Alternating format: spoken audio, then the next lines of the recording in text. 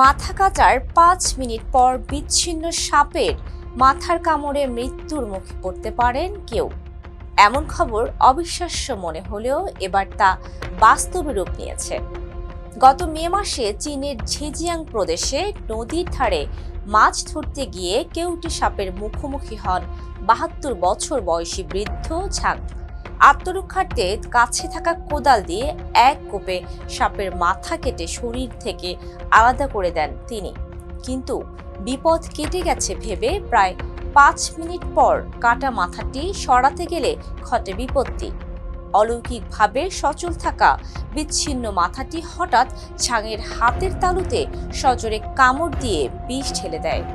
অত্যন্ত দ্রুত বিষ ছড়িয়ে পড়ায় ঝাংয়ের হাত মারাত্মক ফুলে কালো হয়ে যায়, সাথে শুরু হয় শ্বাসকষ্ট ও বমি। আশঙ্কাজনক অবস্থায় তাকে ঝেজিয়াং প্রাদেশিক হাসপাতালে নেওয়া হয়।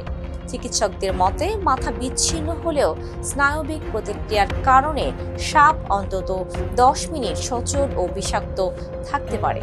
দীর্ঘ ২ মাসের জরুরি অস্ত্রোপচার ও নিবিড় চিকিৎসার পর অবশেষে অলৌকিকভাবে সুস্থ হয়ে বাড়ি ফেরেন Zhang. Saima Rupa, face the people.